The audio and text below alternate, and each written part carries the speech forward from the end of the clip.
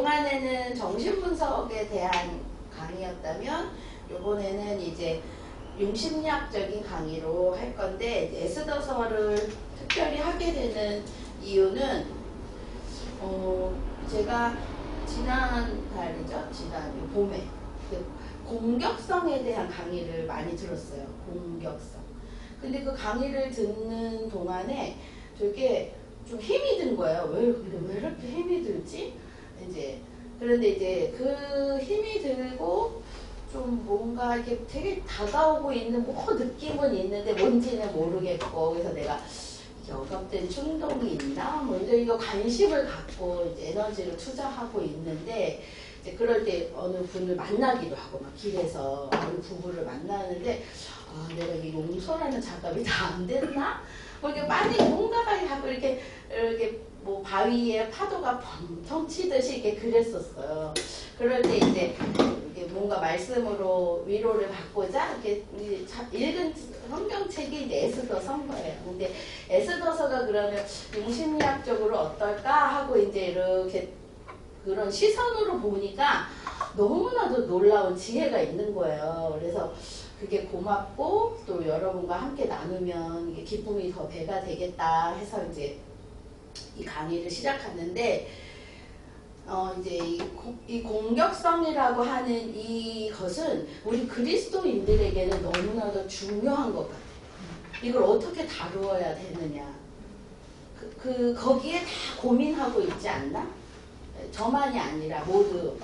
그러면 이제 용서라는 이 작업이 어떻게 되어야 되는가도 함께 나누어서 고민해 볼 필요가 있다 해서 이제 화두를 던지는 건데, 제가 그 고민을 하고 있는 그때 이제 어떤 꿈이 왔냐면, 내가 아기를 낳은 거예요. 산모. 근데 내 건너편에도 아기를 낳은 산모가 있는 거예요. 또 옆에도 있고. 근데 어느 날 갑자기 어떤 그 남자가 칼을 들더니 그 산모의 머리에 칼을 꽉 꼽는 거예요. 꿈에. 그리고 났는데 그 꿈이 너무 힘이 든 거예요. 그럼 이게 공격성이라는 건 알겠고, 무언가 나의 생명력 있는 것들을 얘가 이렇게 해치고 있구나. 근데 얘를 어떻게 해야 될까? 쫓아가야 될까? 어떻게 얘를 다스려야 될까에 대한 답은 좀 없는 상태였는데, 그때 그 다음날 저희 교수님이 이제 전화가 와서 같이 밥 먹자, 뭐 이렇게 예전부터 예약은 돼 있었지만 그날 날짜를 잡으시는 거예요. 그래서 이 꿈이 공개되기 전에 같이 식사를 했어요. 되게 맛있는 걸 많이 사주셨어요. 우리 큰아이랑 같이. 그리고 나서 이제 그 다음 주에 이제 이걸 공개했더니 그 분 안에 제 꿈이 너무 이게 헤비한 거가 이제 연결이 된 듯한 느낌이 드는 거예요. 그래서 너가 밥을 잘 사주길 잘했구나. 그러면서 이제 공격성에 대해서 이제 용심리학적으로 어떻게 다뤄야 되는지 이렇게 배우는 시간이었는데, 절대로 그 해친 사람을 쫓아가면 안 된다. 꿈이 말해준다. 그러니까 산모는 태어난 아기를 탄생시킨 자기와 태어난 아기를 돌보는 거에 집중해야지, 그 공격을 하고 도망간 그 범인은 누군가가 잡을 거다. 그걸 쫓아가면 안 된다. 거기에 에너지를 투자하지 말아라. 그렇게 얘기를 하시는 거예요. 그러면서 그럼 산모는 뭐를 하냐? 그러니까 미역국을 많이 먹고 소고기국을 많이 먹고 잘 자고, 그리고 타인의 어떠한 거에 휘둘리지 말고 뭐를 해야 되냐면 내 안에서 태어난 생명력을 키우는 거에 집중해야 된다. 나뿐만 아니라 그 주변의 것도. 그게 공격성을 다루는 방법이다 라고 해요. 근데 이제 그러면 정신분석에서는 이걸 어떻게 얘기하냐면 나르시즘과 공격성을 맞대어요. 그게 뭐냐면 공격성, 내 안에 있는 공격성을 잠재우기 위해 나르시즘이라는 것들을 활용한다는 거예요. 이기적인. 자기 이기심이 많은 사람들은 왜 이기적이냐? 자기 안에 이 공격성을 방어하기 위해 그거를 확장시킨다는 거예요. 그 두 가지는 같이 맞대어 있다. 그러니까 자기 자신을 파괴하기보다 자기 자신을 사랑하는 걸 선택한 거죠. 자, 근데 그럼 이게 성서적으로 어떠냐? 그러면 가인과 아벨을 통해 하나님은 우리에게 공격성을 어떻게 다루는지를 창세기가 딱 시작할 때 알려주세요. 가인을 어떻게 하셨죠? 하나님께서? 가인을 아벨을 죽인 가인을 내쫓아버리시잖아요. 그리고 그를 나그네처럼 나가게 하고 그 가인이 누가 나를 쫓아와서 죽일까 두렵다 하니까 그런 일에 대해서 벌을 7배 줄 거다 하시고 그 방출하시잖아요. 그리고 아벨이 죽은 그 죽음보다 하나님은 뭘 하시냐면 셋의 탄생에 집중시키세요. 그리고 셋을 통하여 에노스를 낳고 여호와 이름을 부르기 시작했더라. 그러니까 우리 안에 이러한 공격성이 올라오는 이 이슈에 대해서 다루려고 하기보다는 셋을 탄생시키는 새로운 생명력, 예수 그리스도를 통해 우리가 새로운 나의 생명력을 받는 거에 집중해야 된다라는 말씀을 하고 계신 거죠.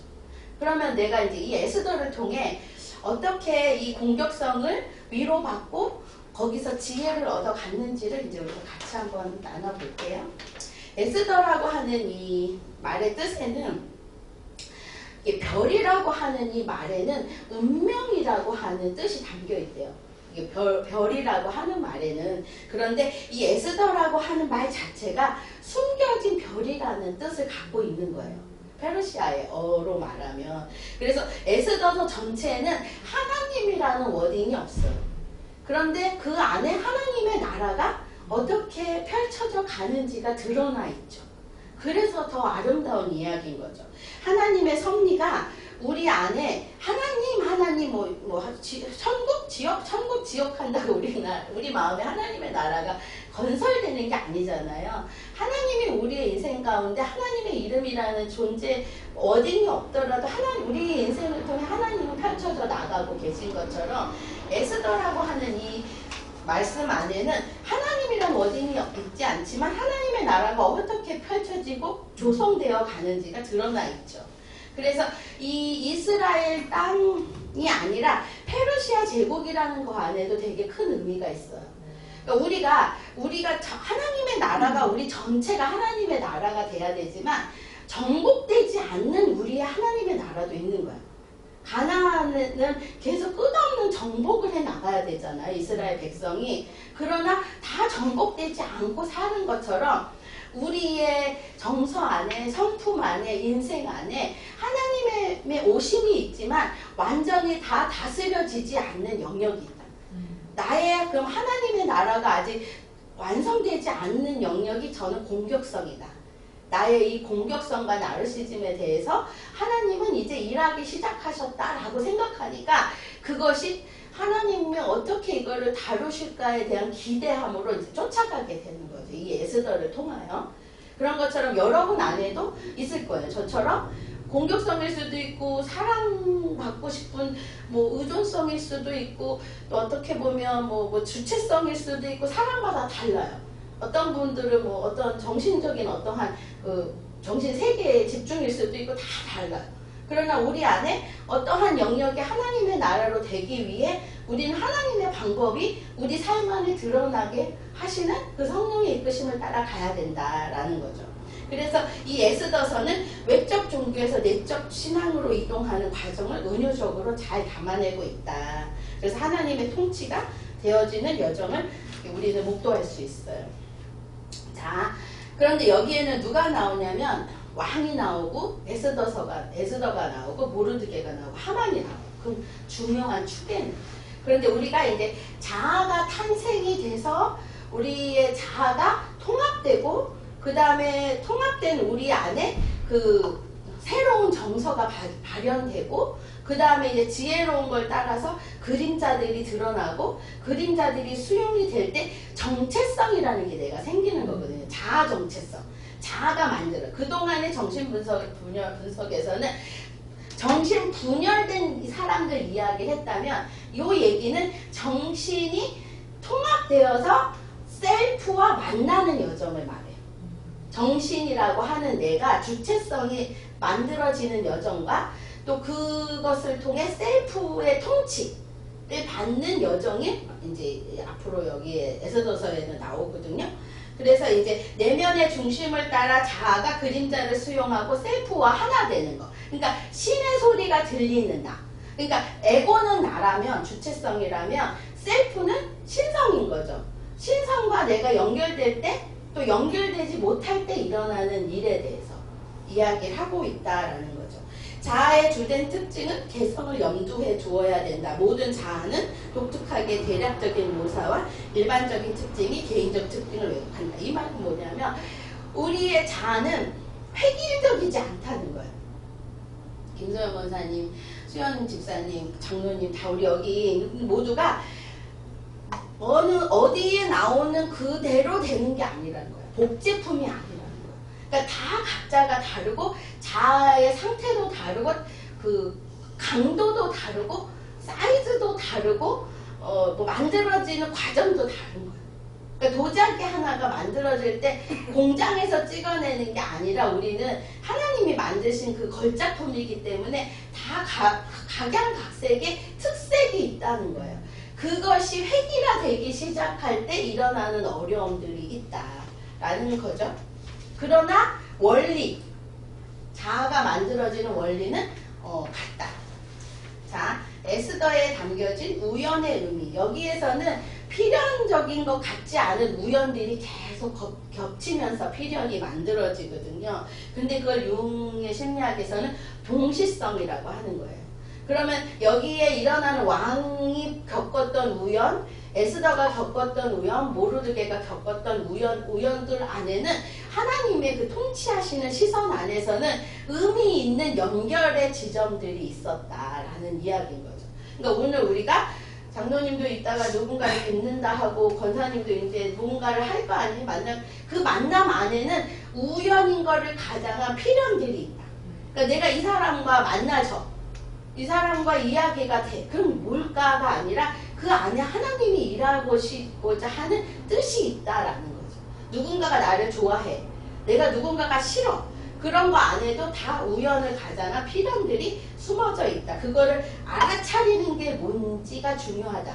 그래서 하나님의 의지를 발견해야 되는데 그 의지가 되려면 아까 우리 말씀에 베드로가 자기의 의지가 제로가 됐을 때 성령의 100%인 충만함으로 일어나 걸으라고 명령할 수 있었던 것처럼 우리 삶 안에 일어나는 많은 일들 가운데 우리의 의지가 떨어지면 떨어질수록 하나님의 일하심이 100%가 되어지는 확률이 더 높아지는 거겠죠. 그래서 그 안에 선미하심 안에 내 의지가 있다면 그 나의 기록인 거죠.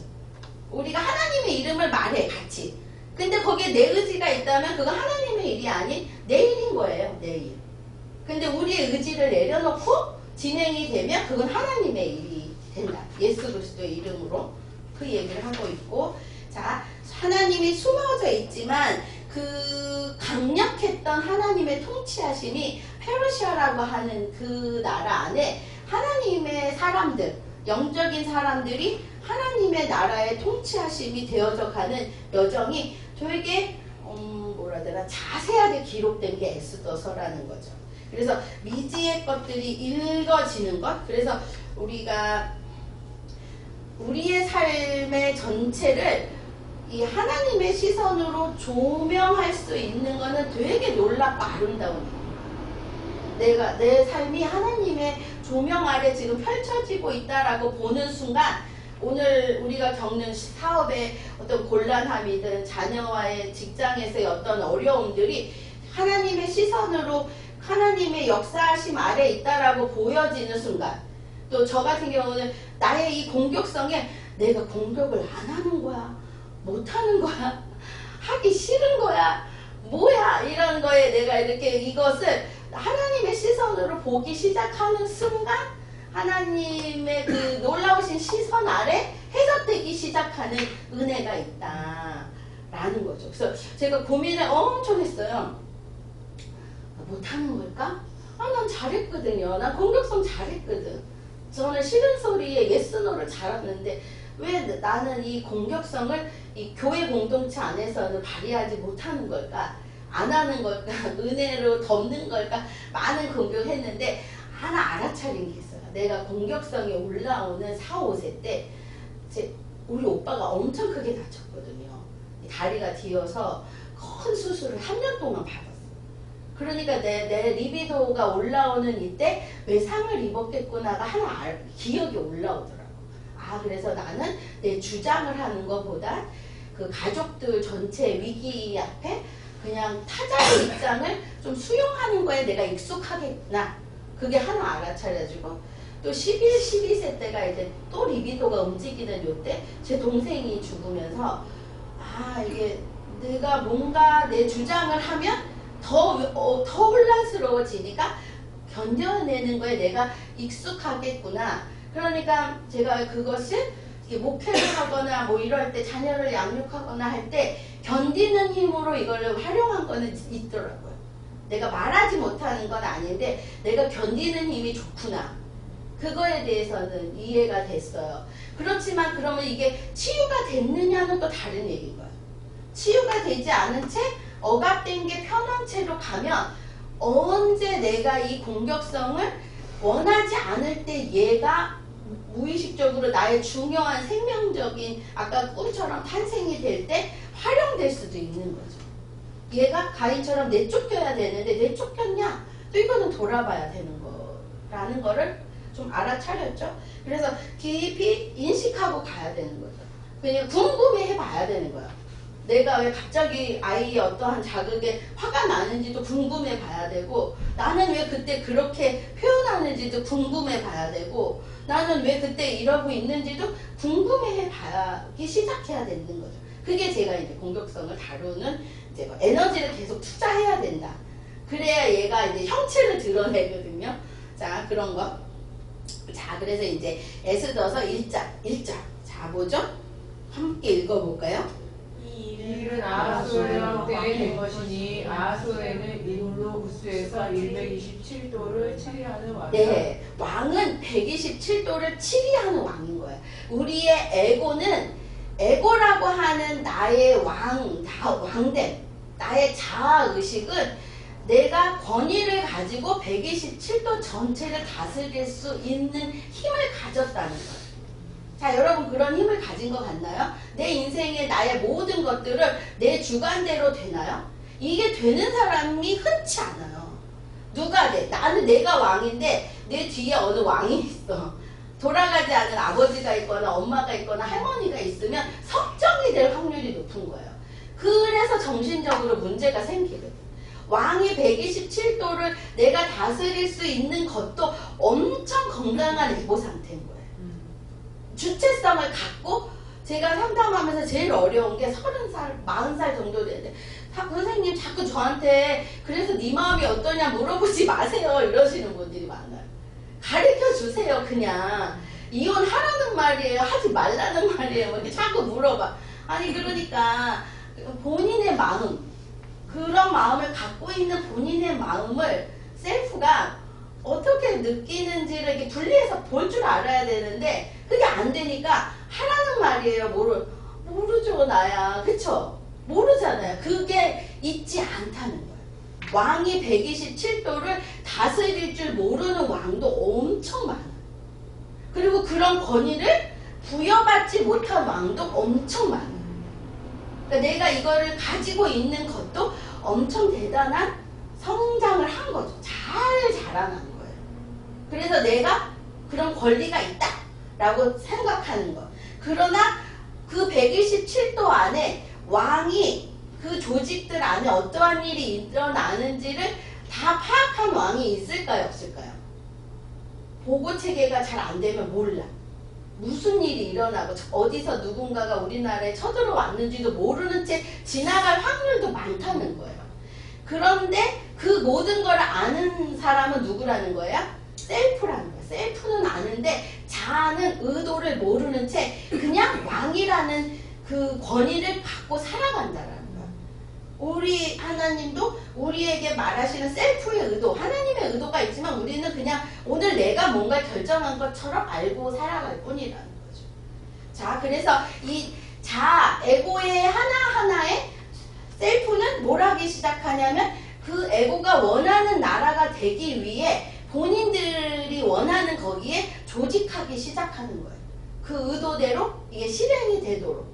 뭐와 뭐가 맞으면, 셀프의 의도와 자아의 의도가 맞으면, 만약에 셀프의 의도와 자아의 의도가 다르면 그것들이 다루어지지 않게끔 그 결과가 되지 않게끔 뭔가를 변형시키시겠죠.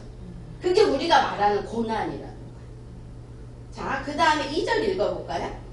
당시에 아하수에르 왕이 수상궁에서 즉위하고. 네, 그래서 이제 즉위를 한 거예요. 그러한 그 127도의 권한도 받았고 즉위가 돼서 셀프가 우리의 의식 위에 올라선 거죠.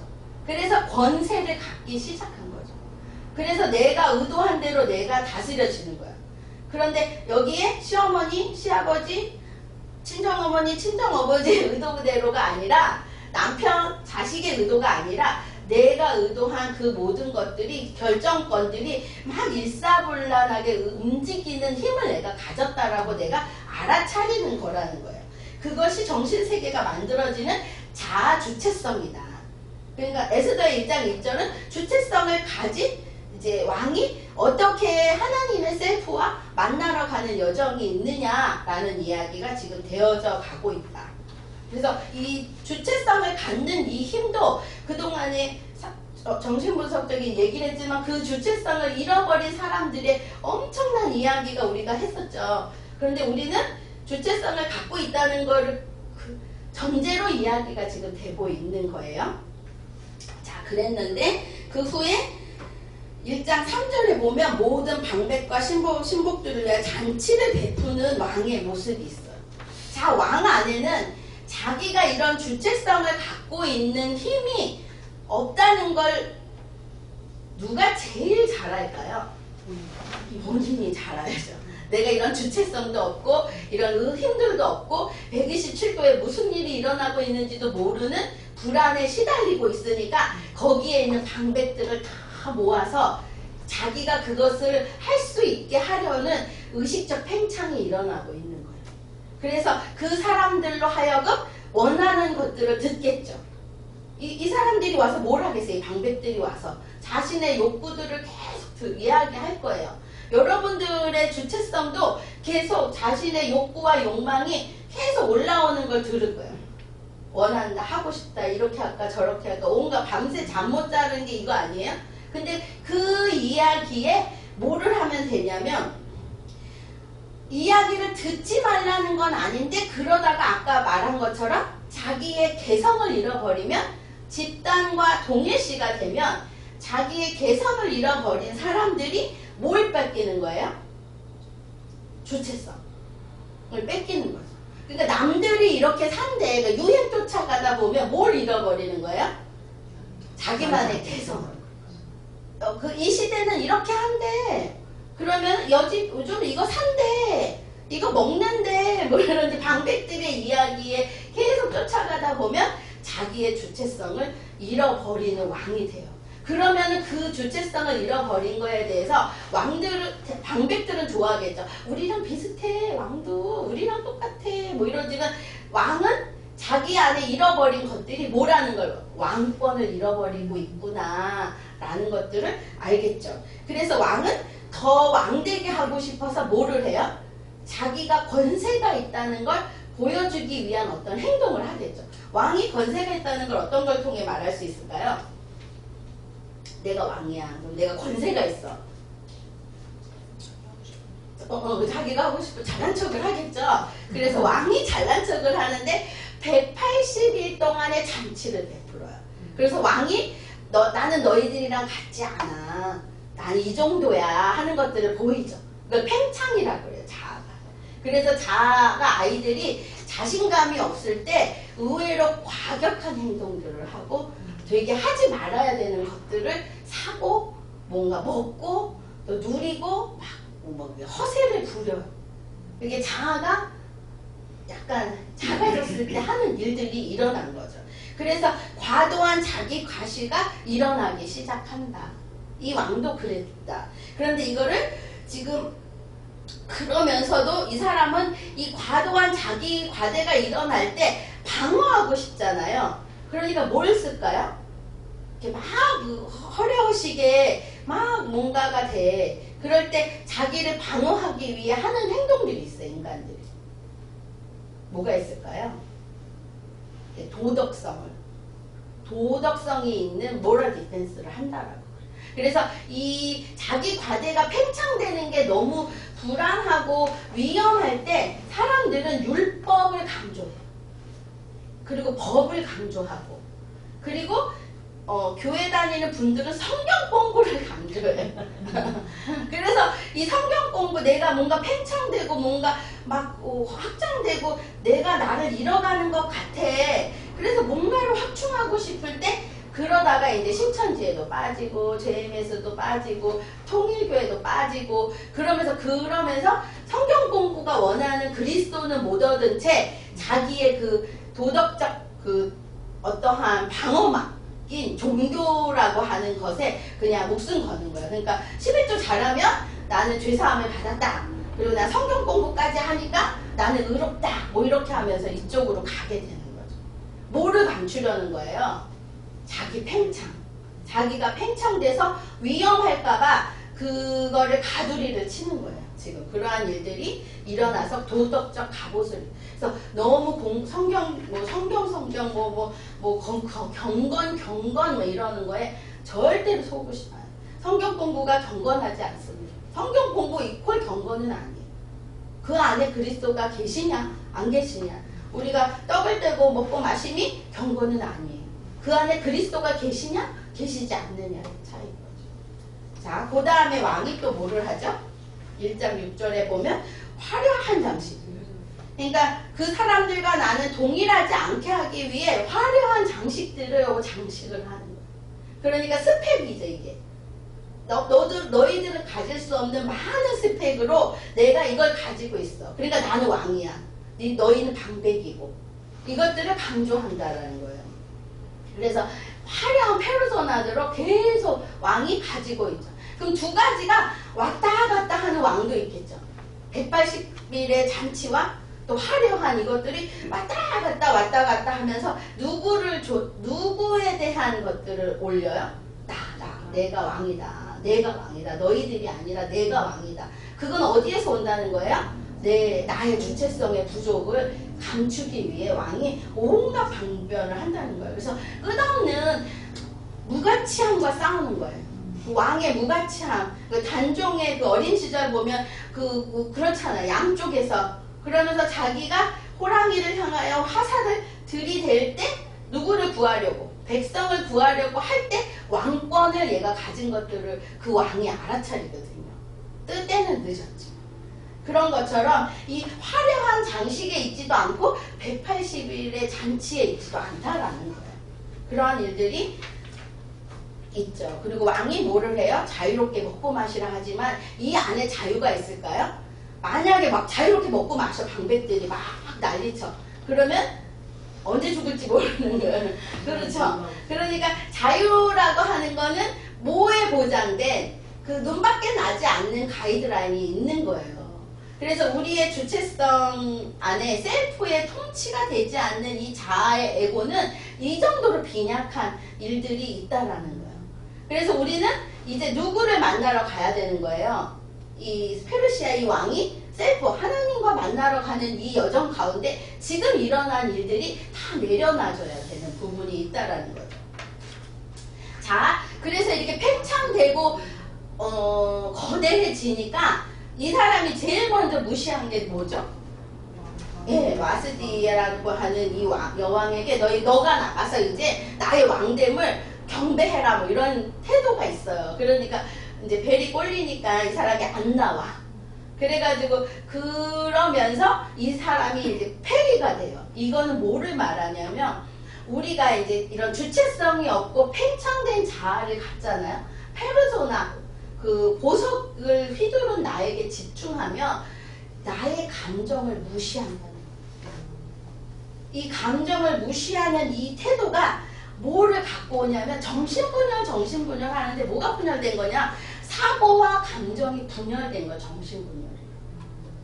그러니까 팽창된 자아가 얻는 거는 감정과의 폐위. 감정인 이 왕비를 버릴 수밖에 없는 거예요. 그리고 쫓지도 않아. 이 감수성이, 감정이 그렇게 팽창된 자아의 이야기를 듣지 않아요. 그러면서 분리가 일어나니까 뭐를 잊는 거죠? 상처를 잊는 거야.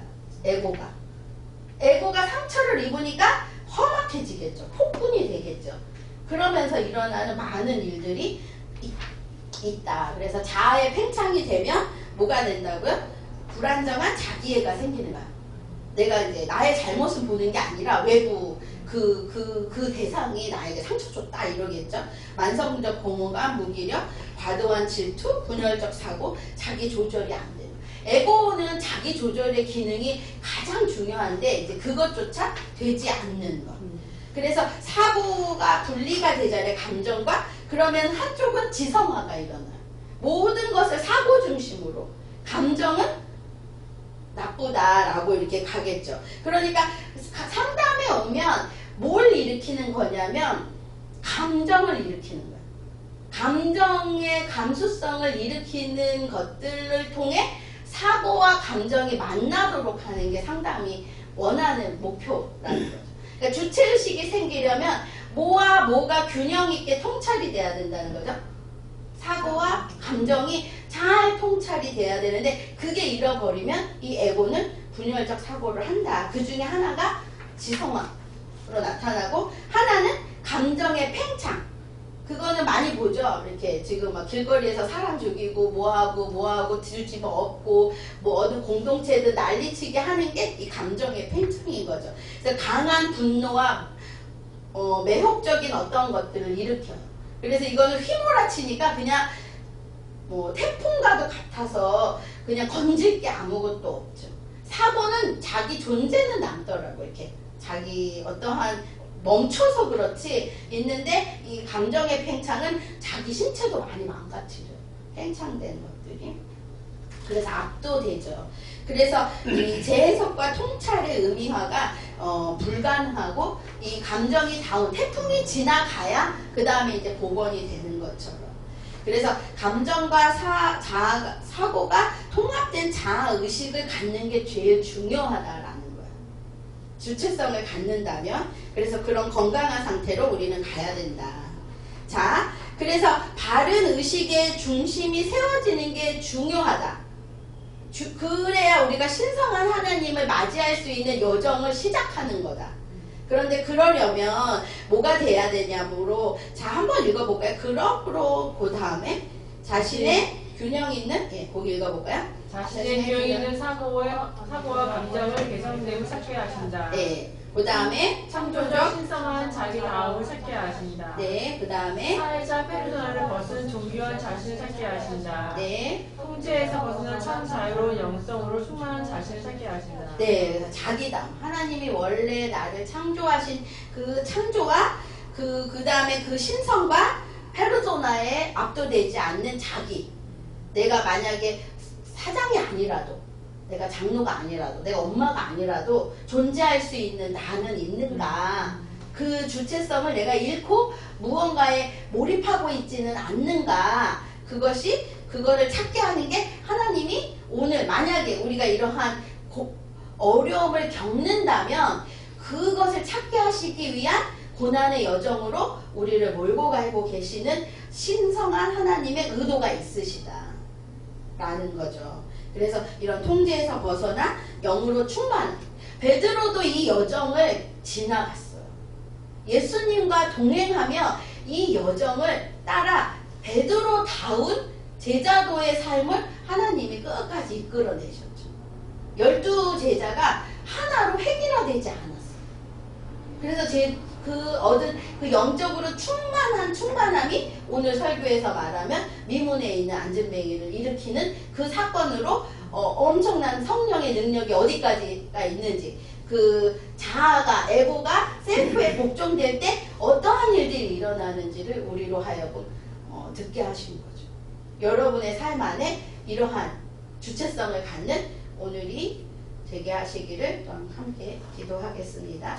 기도하시겠습니다. 하나님 감사합니다. 모든 만물을 창조하시고 우리를 거룩하게 하신 하나님, 우리가 모든 만물들보다 그 위에 창조하신 당신을 기억하게 하시고 만물 위에 계신 하나님으로 하여금 우리가 충만한 오늘이 되게 하여 주시옵소서. 예수님의 이름으로 기도합니다. 아멘.